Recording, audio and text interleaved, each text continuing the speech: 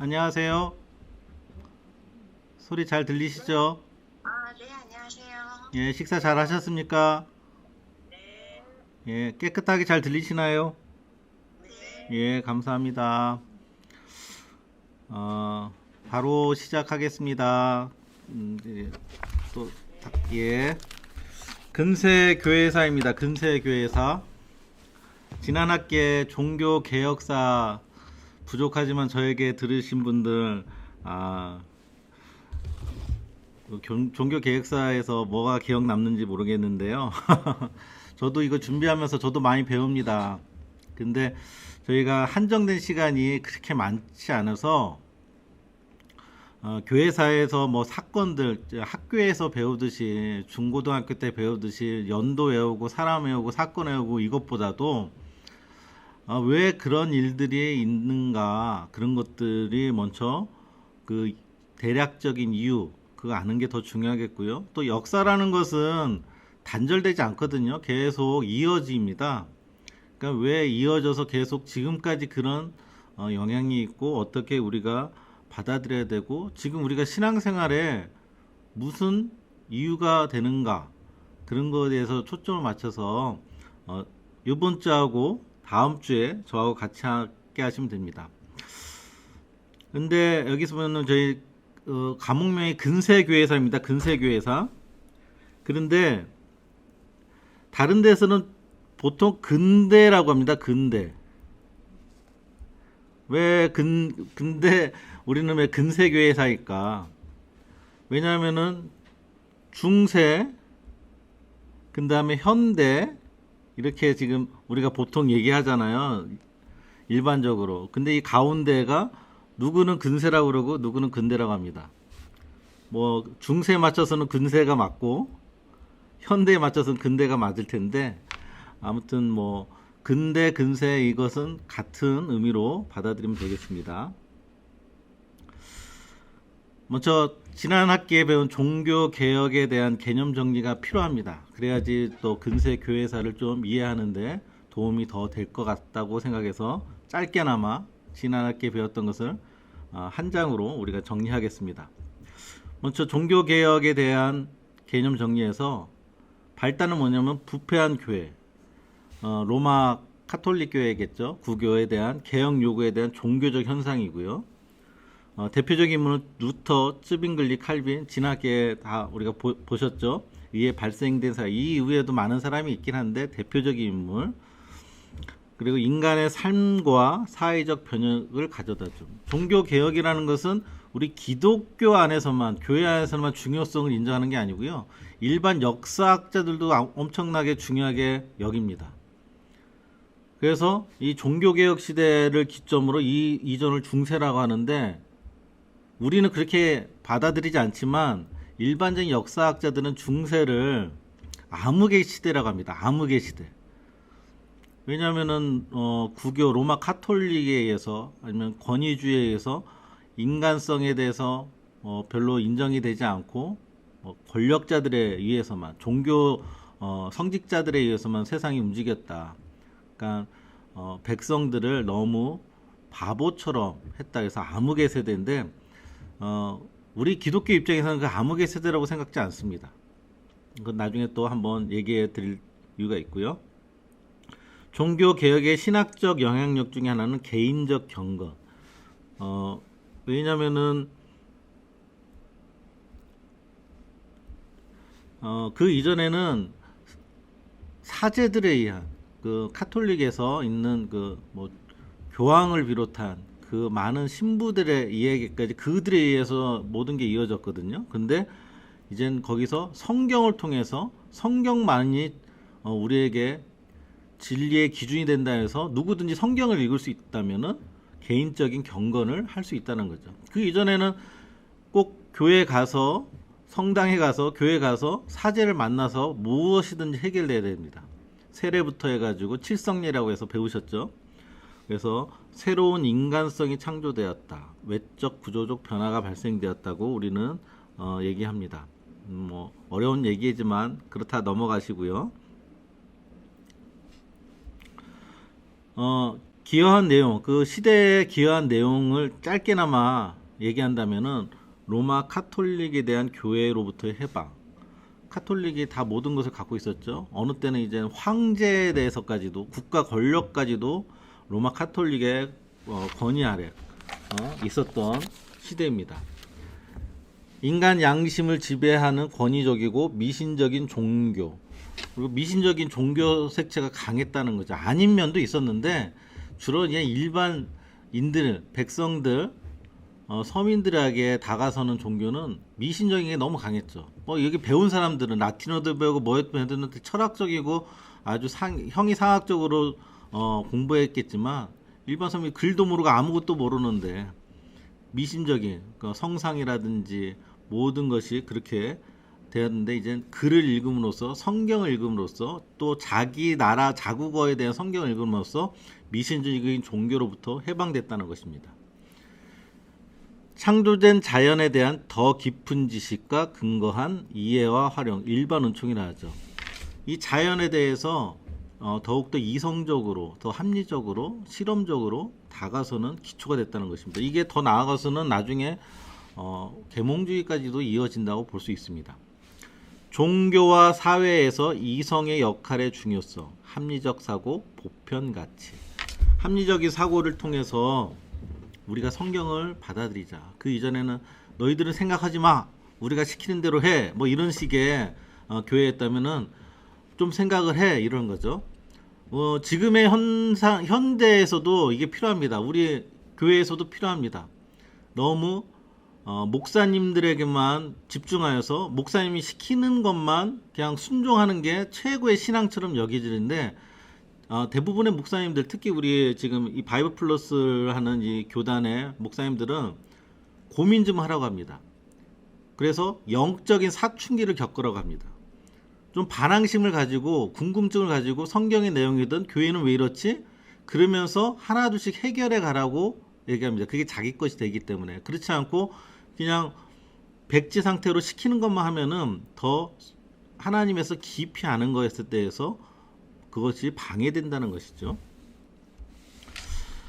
기독교적 관점에서 본 근대의 시대 구분, 도표로 한번 간단하게 해봤습니다. 먼저 연도를 보시면은요, 1517년이 있습니다. 이게 루터의 종교개혁의 연도의 시작입니다. 그래서 1555년 아우구스부르크 종교평화 협정을 통해서 종교의 자유가 주어지는데, 여기서 종교의 자유는 루터교만, 지금 우리 장로교는 개혁파라고 하거든요. 개혁파까지는 아니고요, 칼빈파는 아니고요, 카톨릭이 전체적으로 지배한 시대에서 루터교만 종교의 자유를 얻은 시점이 이제 1555년입니다. 이 종교개혁 시대를 이렇게 잡고 있고, 이후로도 계속 되고 있는 건데 그냥 우리가 구분하기 쉽게 해서 이제 안 하는 거고요.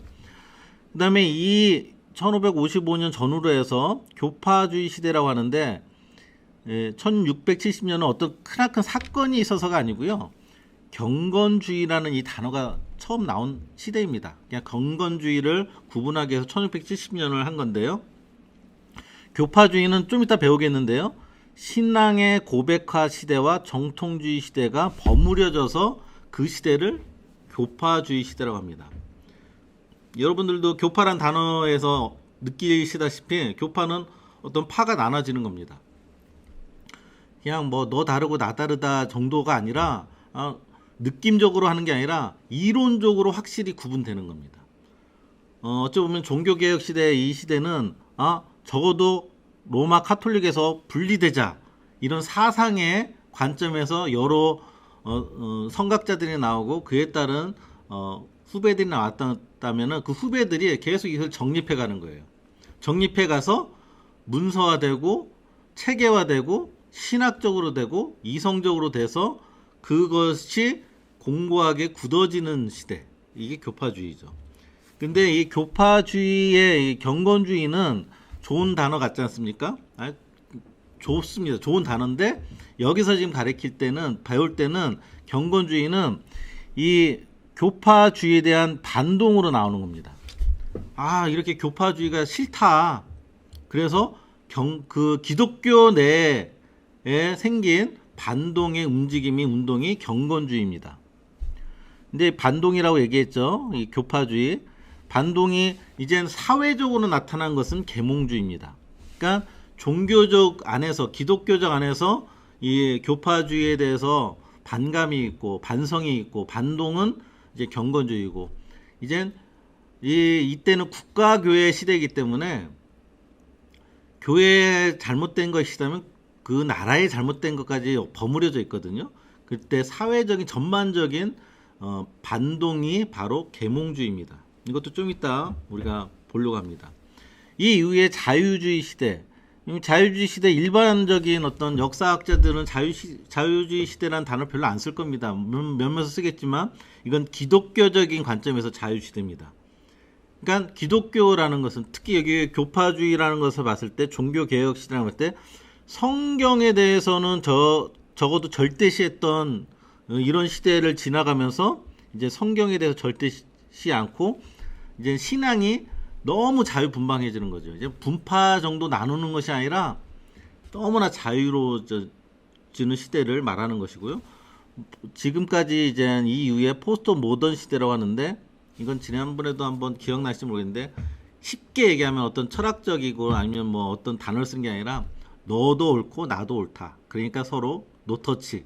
이런 개념이 이제 포스트 모던 시대라고 생각하면 됩니다. 그래서 계몽주의는 프랑스 혁명 이때 최고주고요. 계몽주의는 지금까지도 우리에게 영향을 끼치고 있습니다. 그다음에 이 자유주의 시대, 이성의 시대라고 얘기할 수 있습니다. 아주 이성의 시대라고 했는데, 이 이성의 시대가, 신이 없는 이성의 시대가 1차 세계대전, 2차 세계대전을 통해서 변화가 됩니다. 그리고 포스트 모던 시대, 현재. 근데 이 자유주의 시대 때는 어느 정도였냐면은, 이렇게 가다가 보면은 세계가 발전하고 과학도 발전하고 사상이 발전하기 때문에 기독교는 조만간에 없어질 거라고 확언하는 사람도 많아요. 그런데 이 1, 2차 세계대전을 겪고 나서 우리 인간을 너무 믿었다.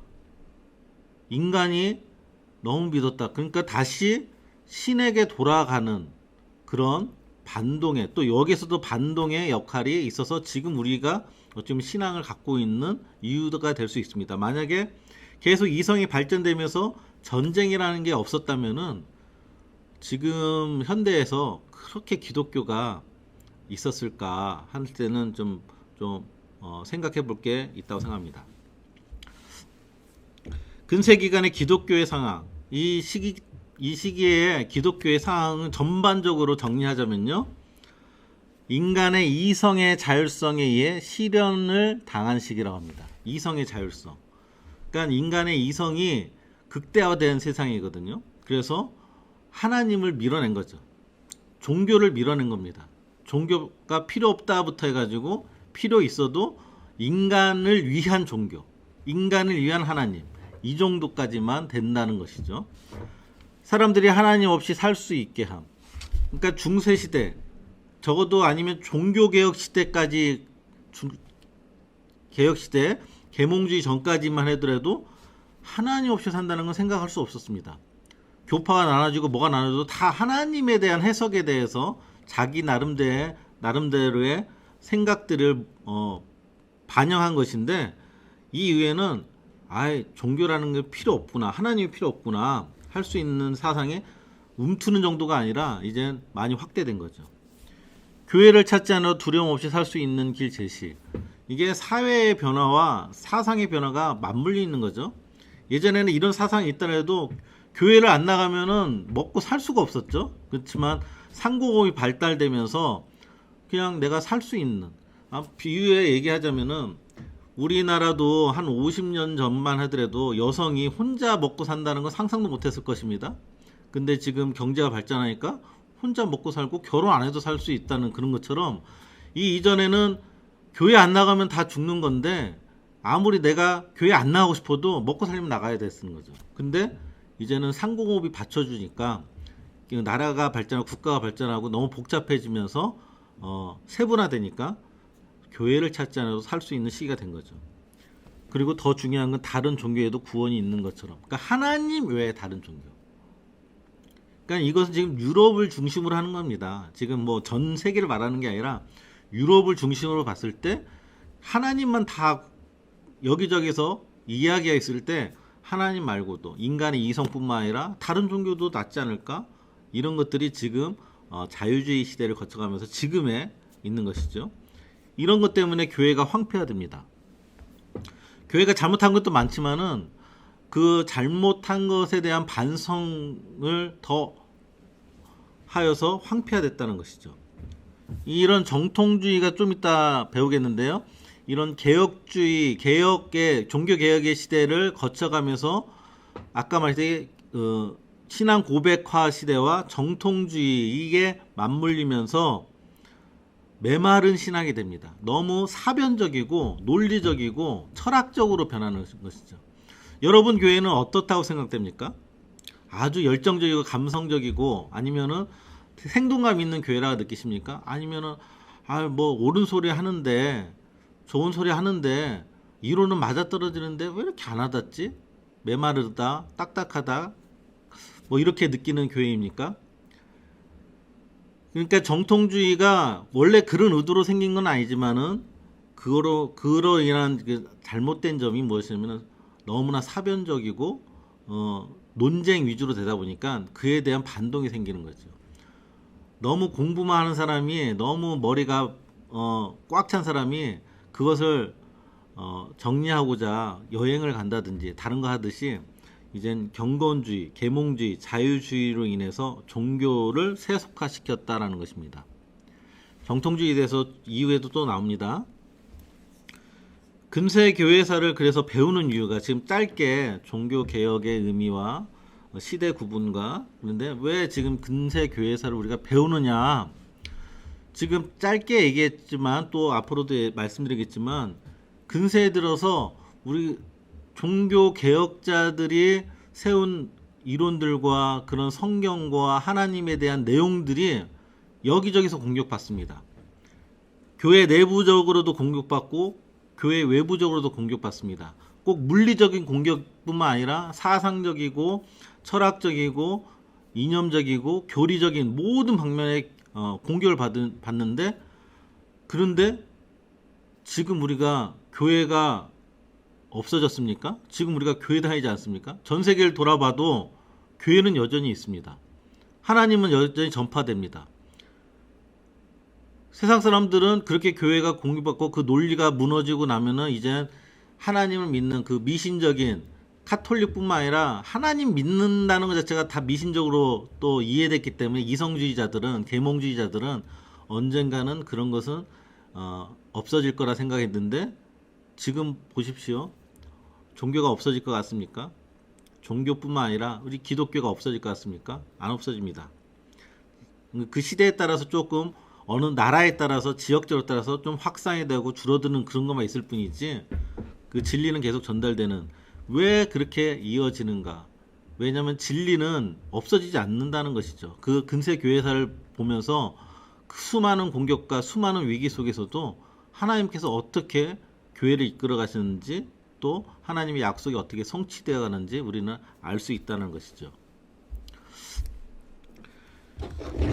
이성주의에 대한 긍정적인 유익이 있어요. 이성주의가 교회를 회파했다고 황폐했다고 제가 말씀드렸지만 긍정적인 교회뿐만 아니라 사회에서도 긍정적인 역할은 세상의 가치를 새롭게 인식합니다. 아까 말씀드렸듯이 청소년기에 반항기가 없다면은 자기 자신에 대해서 세우지 못하듯이 이 교회가 아무런 의심 없이 그냥 교황이 하라는 대로 그냥 그렇게만 따른다면은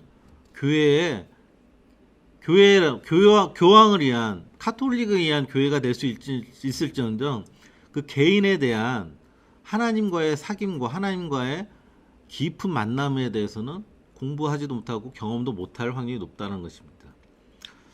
그러면서 개인의 그 가치가 높아지니까 그게 더 오버되면 하나님을 떠나는 거지만 하나님 안에서 성경 안에서 말씀 안에서 개인의 가치가 인간의 가치가 높아지면은 자기 자신을 그만큼 귀하게 여긴다면은 책임받는 책임의 감이 생기고 그를 인해서 많은 것을 할 수 있다는 것입니다. 그런 것들이 지금 인간은 창조적이고 독립적인 기능을 부여받는다는 것을 깨닫는 거죠. 이전에는 종속이 되었기 때문에 하라는 대로만 하는 겁니다. 뭐 교황이 하라고 하든 왕이 하라고 하든 자기는 신분적으로 하라는 것만 하는 그런 사람으로 생각했었지 독립적으로 창조적인 이런 단어조차도 몰랐을 것입니다. 그리고 또 신학과 신앙을 보존하면서 이성적 합리성의 유익에 대해 인정할 필요가 있다. 우리가 그냥 말씀 보고 무조건 믿는다. 그것도 좋은 신앙 태도일 수도 있지만 고민하고 또 왜 그런지 여기 얘기 저기 얘기 들어보면서 정립되는 그런 과정 속에 있었던 시대입니다.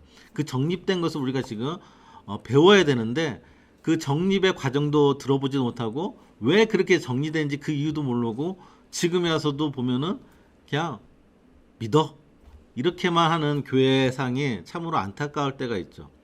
그것을 이해하는데 믿음이 없어지는 게 아닙니다. 우리가 그런 확실한 믿음이 있어야 됩니다. 진짜 하나님께서 날 부여잡는다면 세상의 어떤 논리와 이론을 통해서도 나는 믿음이 없어지지 않을 것이다. 만약에 그 믿음이 없어진다면은 내가 잘못 알고 있는 것이거나 아니면 아직 더 알아야 되는 것이다. 그렇게 생각이 돼야지 내가 그걸 알면은 믿음이 없어질까봐 아예 접근도 안 한다. 그거는 참으로 꼭 어린아이나 아이들이 자랄 때 세상에 내보내야 되는데 세상에 내보내는 훈련을 안 시키는 것처럼 그렇게 있는 거나 비슷한 것이죠. 교파주의 시대에 대해서 한번 말씀드리겠습니다. 아까 말씀드렸듯이 교파주의는 신앙 고백화 시대와 정통주의 시대를 합쳐놓은 얘기가 이제 교파주의 시대라고 하는 것입니다. 그러면 신앙 고백화 시대에 대해서 한번 이야기하겠습니다. 신앙 고백화 시대 이거에 대해서 좀 보시겠습니다. 신앙 고백화란 분열된 개신교 내의 개혁주의와 루터주의 사이의 교리적, 교회 규범적 고착화된 생활 방식, 인간성 문화적 특징을 형성한 것. 그러니까 교리가 점점점 세분화되고 구체화되고 그것이 굳어지는 것입니다. 그러니까 우리도 교회에 나와서 처음 믿을 때 믿으니까 믿는 건데 예수님이 누군지 하나님이 누군지 그거에 대해서 배우면서 알아가지 않습니까? 근데 그냥 그것을 배우지 않고 있는다면은 내가 그 이론이 흔들릴 수 있는 상태에 있다 보면은 다른 이단들이라든지 잘못된 교리를 가져온 사람한테 넘어갈 수 있다는 것이죠. 그러니까 이런 교리적 교회 규범적 이 고착이라는 게 중요한 것이거든요. 고착되는 것입니다. 그러니까 더 이상 흔들리지 않는 것이죠. 이 얘기는 다른 얘기를 하면은 여기서 보면 개혁주의와 루터주의라고 했지 않습니까? 이 두 주의가 다시는 합해질 수 없는 것이죠. 왜냐하면 자기 나름대로의 확실한 기준이 생겼기 때문에 기준이 명확하지 않아야 우리 다시 한번 섞여서 한번 만들어 보자 이렇게 되는데 너무나 타협하지 못할 기준들이 생기는 시기가 이 신앙 고백화 시대입니다. 이때 카톨릭도 개혁을 합니다. 카톨릭도 왜냐하면은 가만히 있다 보니까 루터주의 나가 개혁파 나가 이렇게 나가다 보니까 우리가 뭐 잘못됐나? 우리도 제대로 이들에게 대항할 수 있는 것을 만들자면서 이들도 카톨릭도 이런 신앙 고백서와 같은 이론을 고착화시킵니다. 대표적인 사건이 말부르크 종교회의라고 하는데요. 여기는 루터파와 쯔빙글리 칼빈파 사이에 서로가 성경을 가지고 정리한 내용들을 가지고 한번 우리가 어느 정도 맞는다면 웬만하면 같이 합치자 그런 좋은 의도로 한 것입니다. 근데 15개 중 하나가 절대 동의하지 못한 것입니다. 이게 성만찬입니다. 성만찬에 대해서는 여러분들 지난 학기든지 아니면 조직신학에서 배우셨겠죠. 이것에 대한 갈등을 해결하지 못하고 루터파와 칼빈파는 영원히 이제 갈라지게 된 것이죠. 그래서 루터파는 루터주의라고 하고 쯔빙글리는 개혁주의. 우리는 개혁주의입니다. 개혁파라고 합니다. 내용은 조금씩 이제 배워 가시는 거고 우리가 개혁파라는 것을 인식하고 이 강의를 들어야 됩니다. 정통주의, 아까 신앙 고백화가 이제 교리적인 게 확고하게 되고 나서 또 이젠 그것이 정통주의로 발전하게 됩니다. 스콜라주의라고 하는데 이것은 뭐냐면은 철학적인 사상이 이젠 우리 기독교 신학의 각 교파마다 철학적인 내용들이 접목이 되는 것입니다. 종교 개혁 이후 신앙 고백화를 통하여 각 교파들의 교리적 체계가 형성되어 발전된 시간입니다. 초창기는 다 대부분 여기서 지금 말하는 것은 초창기는 다 선한 뜻입니다. 다 좋은 것입니다. 근데 지나가면서 좀 부정적인 면이 나타나면서 그에 대한 반동이 생기는 그런 흐름입니다. 신학적인 내용을 철학적 방식으로 설명 전개함. 왜 믿어? 여러분들 혹시 너 왜 믿니? 하나님 왜 믿어? 교회 왜 믿어? 하면서 했을 때 논리적으로 설명해 보신 적 있습니까? 주위 분들에게? 교회 다니니까 병 나서서, 교회 다니니까 뭐 좋은 일이 생겨서, 이런 어떤 삶의 변화 이런 것보다도 사상적이거나 철학적이거나 논리적으로 하나님은 이런 분이기 때문에 세상을 보니까 하나님이 이렇게 계신 분이다. 뭐 이런 것들을 이런 논리로 전도하거나 아니면은 답변하신 적 있으십니까? 그런 것들에 대한 철학적, 그러니까 이런 철학적인 것은 스콜라주의라고 얘기하듯이 외부적인 방식으로 일반인들이 인식하는 방식으로 우리 기독교를 설명하는 거죠. 믿음을 가진 사람은 굳이 이거 설명할 필요 없습니다. 믿음을 하나님께서 성령님이 내 안에 계시는데 믿음이 갖게 되는데 그 신비를 어떻게 설명할 수 있겠습니까? 근데 이것은 우리가 외부적으로 기독교에 대해서 우리가 그렇게 미신적이지 않다, 그런 것을 설명하기 위한 외부적으로 지금 정립된 철학적인 방식을 가지고 기독교를 설명하는 것이죠. 이것이 어느 정도 성경 내용 안에서 기독교적 믿음 안에서 어느 정도 균형 있게 접목돼야 되는데 이것이 너무 오버하고 너무 과하게 철학적인 게 된다면은 문제가 되는 경우가 있습니다. 체계적이고 논리적으로 정리되고 신앙적인 면에서는 경직되고 메마름. 이게 부정적인 얘기입니다. 부정적 측면이죠. 경직되고 메마릅니다. 계속 철학적으로 보려니까 이게 이론이 맞을까? 이거는 앞뒤가 맞을까? 모순되지 않을까? 이런 것은 어떻게 설명할까? 계속 거기에 매달리는 것인데 우리가 사랑을 설명할 수 있는 사람들 많죠. 근데 보통 주위의 사람들 연애 못 해본 사람들이 사랑을 더 잘 알고 연애를 잘 안다고 하듯이 우리가 믿음 안에서 있는 것을 감사하지만 그것을 어느 정도 설명할 수 있으면 되지 그것을 모든 것을 세세히 설명하려고 하다가 보면은 메마르게 되는 것이죠. 학문적으로 논쟁적으로 되는 것입니다. 그래서 이 정통주의라는 것은 루터파에도 있고요, 개혁파에도 있습니다. 또 기본적으로 카톨릭은 정통주의가 있습니다. 그러니까 이런 정통주의에 대해서 반동으로 생기는 게 이젠 경건주의라는 것입니다. 스콜라주의 아까 나와서 잠깐 보충적으로 말씀드리면은 아리스토텔레스, 많이 들어본 이름이죠. 주의나 형이상학적 관심 속에 전개된 부정적인식, 신앙 고백을 집대성, 교리를 체계화 때 수용한 철학적 방법론입니다. 철학적 방법이지 어떤 내용은 아니거든요.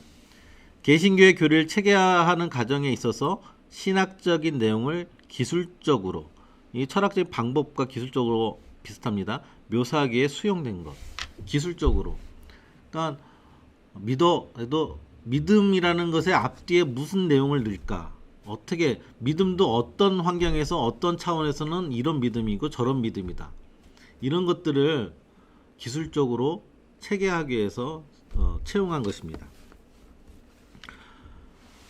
아까 본 도표인데요. 다시 한번 보시면서 정리하시기 바라겠습니다. 종교개혁 시대 이후에 교파주의는 신앙 고백과 정통주의 시대가 맞물려 있는 것입니다. 이게 섞이면서 교파주의 시대라고.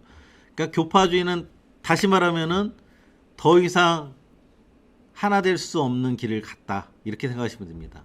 개혁파든 루터파든 카톨릭이든 그 이전에는 조금 다르다 생각하니까 우리 다시 한번 모여서 논쟁하면서 이야기하면서 하나 되자, 이렇게 하려던 것이 이제는 더 이상 못한다라는 것입니다. 그래서 각자의 노선을 걷는 것입니다.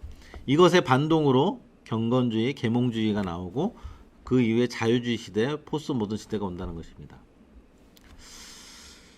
정통주의의 반동인 경건주의. 아까 말씀드렸지 정통주의 때문에 기독교 내부적인 반동이 바로 경건주의입니다. 경건주의의 내용 잠깐 보시겠습니다. 이 내용은 갑자기 생긴 게 아니고요. 중세 말부터 있었던 내용이고 어느 요소에든 있었던 내용입니다. 그리스도를 따르면서 하나님 뜻에 부합한 덕스러운 삶을 살도록 하는 인간의 의지를 새롭게 하는 데 있다. 좋은 말씀 아닙니까? 하나님 뜻에 부합한 덕스러운 삶을 사는데 누가 부인하겠습니까? 30년 전쟁, 종교 전쟁과 교리적 형식적 기독교에 대한 반성과 반동. 그러니까 이 반성과 반동은 이 30년 전쟁, 종교 전쟁, 교리적 형식적 기독교에 대한 반성과 반동이 바로 경건주의라는 것입니다. 경건주의 초기 대표 인물은 요한 아른트라는 독일의 목사인데요. 루터교 목사입니다. 종교전쟁에서 잠깐 정리하겠습니다. 종교전쟁이요. 종교 때문에 전쟁. 과거의 고대는 다 종교전쟁이었습니다. 다 믿는 신이 있기 때문에. 근데 지금 여기 중세를 지나서 이 근세의 종교전쟁은 기독교 내부적인 교파적인 것 때문에 이제 생긴 전쟁입니다. 뭐 이슬람하고 싸운 것도 아니고요. 뭐 저기 중국 뭐 원나라의 몽고하고 싸운 그런 것도 아니고요. 다 하나님이라는 이름 안에서 죽고 죽이는 싸움입니다. 짧게 연대순으로 한 5개 정도 골랐는데요.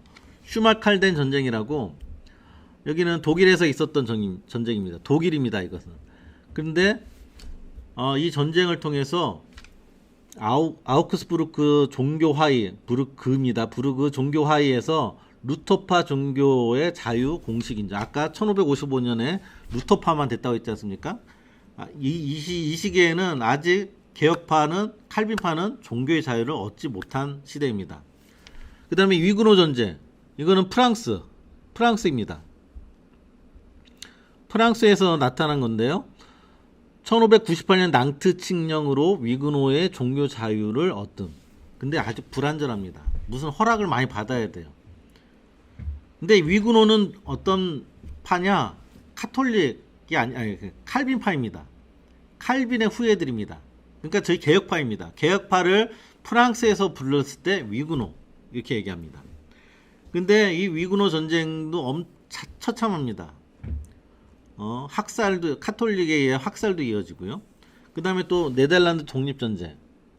네덜란드는 어디에서 독립되는 것이냐? 카톨릭 국가인 스페인에 독립되는 전쟁입니다. 뭐 과정을 얘기하는 것보다 스페인의 지배에서 벗어나는데 1648년 여기 중요합니다. 이거 1648년 베스트팔렌 조약을 체결하면서 독립을 이룹니다. 그러니까 카톨릭과 개신교와의 독립전쟁이죠. 위그노 전쟁도 카톨릭과 칼빈파의 전쟁이고요. 슈말칼덴은 카톨릭과 루터파의 전쟁이고요. 30년 전쟁. 이게 가장 처참한데요. 독일 인구의 40%가 이 전쟁에서 죽습니다. 30년 동안. 30년 동안 전쟁하면서 죽습니다. 근데 이것도 아까 말했던 네덜란드 독립전쟁이 끝나는 시점인 베스트팔렌 평화조약을 통해서 이때 드디어 개혁파, 그러니까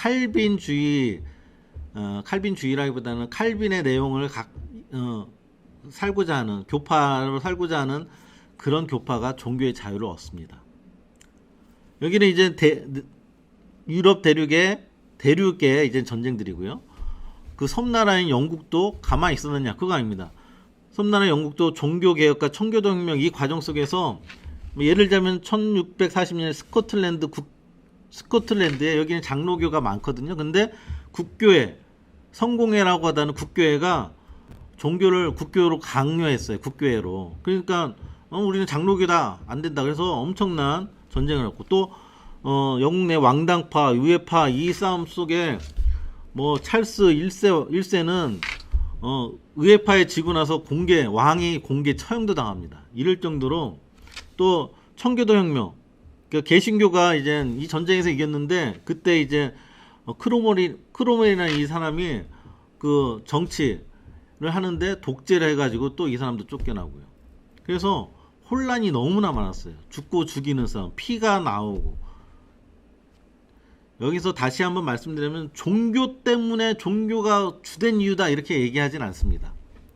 근데 종교라는 명분으로 싸웠다는 것이죠. 그리고 각 교파마다 연결된 정치 세력이 있었습니다. 그 정치 세력도 자기의 세력을 유지하기 위해서 종교를 이용한 것도 있겠죠. 꼭 우리나라에 종교 가지고 이제 투표권을 기독교 투표권 아니면 어디 이단들의 투표권 이런 것 때문에 정치인들이 열이 붙었다 저리 붙었다 하는 것처럼 이때는 이제 무력까지 써가면서 그랬던 시대입니다. 이랬을 때 이 시대에 이 사람들은 어떤 생각을 할까요? 어떤 마음이 들까요? 종교라는 것에 대해서 환멸을 느꼈을 겁니다.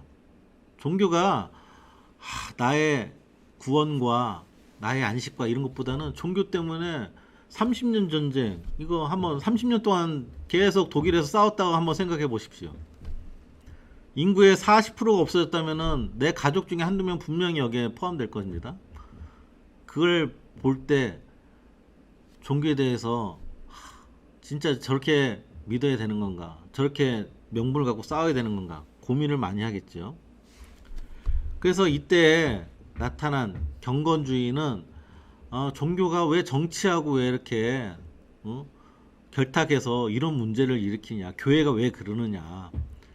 이게 국가 세력과 정치 세력과 이것에 떠나서 개인적인 신앙의 영역에 집중한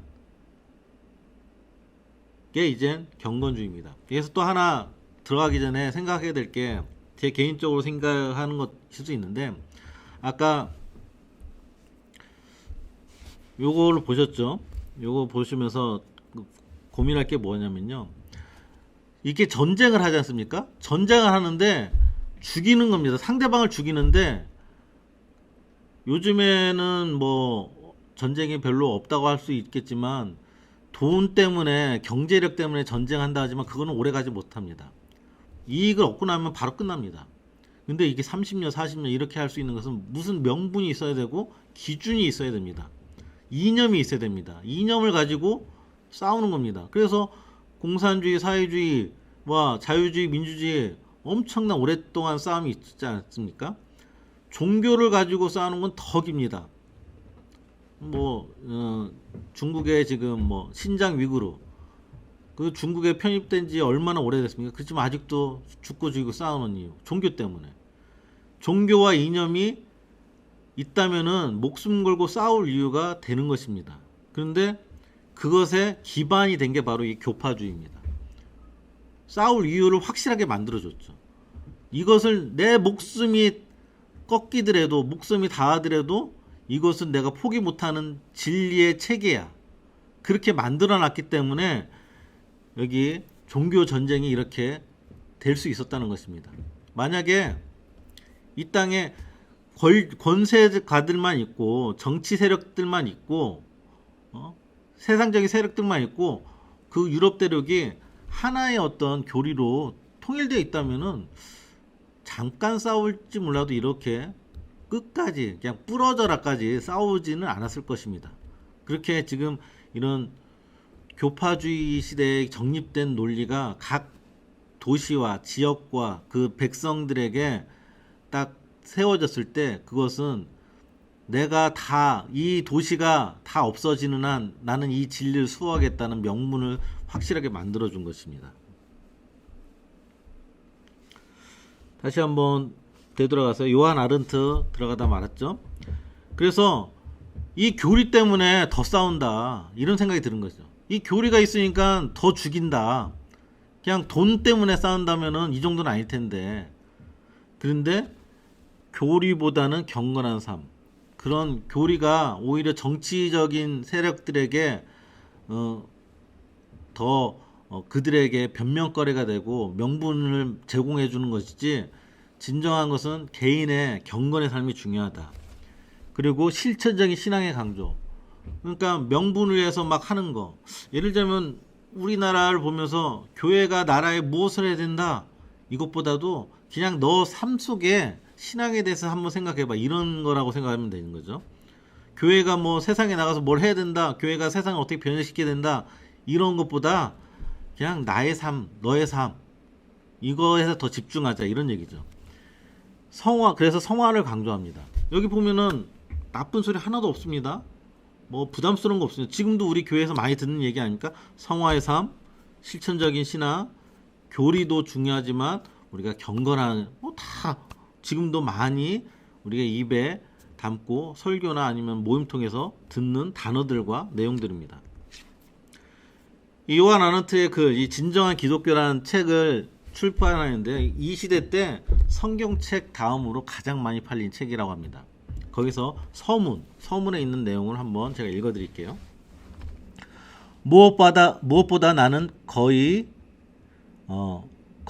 스콜라 신학으로 변해버린, 즉 논쟁과 다툼을 즐겨하는 신학에 너무 깊이 빠져버린 학생들과 설교자들의 영혼을 끌어내기 원합니다. 다른 하나는 그리스도를 믿는 신자들을 죽은 믿음으로부터 열매 맺는 믿음으로 인도하려는 의도를 가지고 있습니다. 이 요한 아너트는 이 목사는, 루터교 목사는 그냥 자기가 속한 루터교도 그렇고 개혁파도 그렇고 카톨릭도 다 스콜라 신학이 돼가지고 논쟁과 다툼으로 주로 한다는 것이죠. 니께 맞네, 내께 맞네, 내 이론이 더 확실하네, 네 이론은 좀 뭔가 부족하네, 이런 것들에 대해서 논쟁하고 메말라 있다는 것이죠. 그래서 그 논쟁과 메말라 있고 죽어 있는 영혼들을 열매 맺는 믿음으로 인도하는 것이 이 경건주의다라고 얘기하는 것입니다.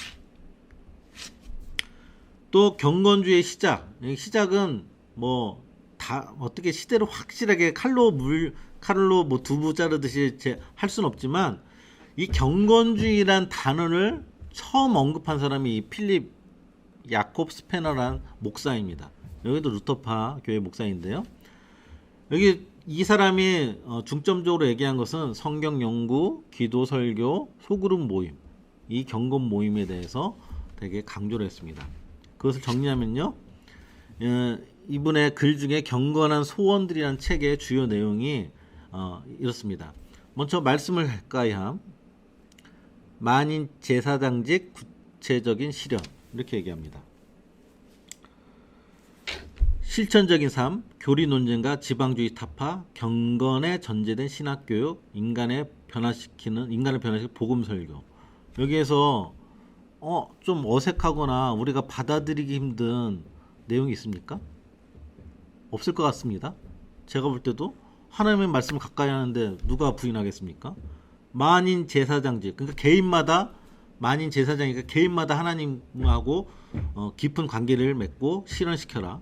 실천적으로 말씀대로 실천해라. 교리 논쟁, 지방주의 타파. 너무 메마르게 이게 오늘 전에 이런 게 하지 말자. 근데 신학교육이 필요하다. 경건에 전제된 인간을 변화시키는, 그냥 지식적으로 전달하는 설교가 아니고 인간을 변화시키는 복음 설교를 해야 된다. 이 얘기는 일반 성도들에게 하는 얘기보다도 교역자들한테 더욱더 하는 얘기 같습니다. 근데 경건주의 특징과 문제점, 지금 첫 시간은 여기까지만 하고 잠시 쉬겠습니다. 경건주의자들은 초대교회의 생동감과 헌신을 사모하였다. 초대교회를 되게 사모했던 거죠. 지금도 우리도 가끔 보면 초대교회로 돌아가자 하면서 많이 외치는데 이것에 대해서도 참 할 말이 많습니다만 아무튼 이렇다고 생각하시면 되고요. 실천적인 면, 중생, 새로운 피조물, 성화를 강조했습니다. 계몽주의 반대. 그러니까 계몽주의, 이 입장에서 계몽주의는 반대했지만 또 정통주의도 반대했습니다. 그러니까 계몽주의 입장에서는 이 경건주의는 되게 보수적이에요. 그렇지만 정통주의 입장, 그러니까 우리 뭐 루터파라든지 루터파 정통주의 아니면 개혁파 정통주의에 비해서 너무나 혁신적이에요. 왜냐하면 교리를 별로 중요시 않기 때문에. 그래서 금욕, 국가교회 거부, 종말관, 청년왕국 사상은 제세례파와 비슷합니다. 금욕해야 된다. 국가교회는 필요 없다. 개인이 중요하다. 종말관 또 천년 왕국 사상. 그래서 이 경건주의를 외치는 사람 중에 어떤 사람은 이제 요즘에도 시한부 종말로 하는 사람들처럼 몇 년 며칠에 이제 종말이 온다. 그렇게 외친 사람들 꽤 있었습니다. 이 파 안에서도. 기독교를 개인의 경험과 체험적인 신앙이 강조된 종교로 만든. 이게 다 좋을 수 있지만 이 아래 이게 두 개가 큰 문제를 일으킨 겁니다. 이런 금욕이나 국가교회 거부 이런 것들 제세례파의 문제점과 지난 종교개혁사 배울 때 제세례파를 보시면 될 텐데요. 그런 비슷한 문제가 나중에 대두되고요. 시작은 경건주의가 좋게 시작됐지만 그것도 경건주의도 깊어지고 나니까 이런 문제가 생기고 기독교를 개인 경험과 체험적인 신앙. 그러니까 교리나 성경에 대해서 굳이 많이 알려고 하지도 않고 체험적인 거. 그 다음에 내 안의 안식과 개인의 신앙에 너무 초점을 맞추다 보니까 사회에 대해서 아니면 공동체에 대해서 점점점 등한시하게 되는. 전부 다는 아니에요. 전부 다는 아니고 이런 문제가 조금씩 이후로 커져갔다는 것입니다. 지금까지 쉬는 시간 전까지 여기까지 경건주의에 대해서까지 우리가 좀 보고요. 다음 쉬고 난 다음에 경건주의의 특징과 문제점 후반부부터 보겠습니다. 수고하셨습니다. 좀 이따 뵙겠습니다. 예.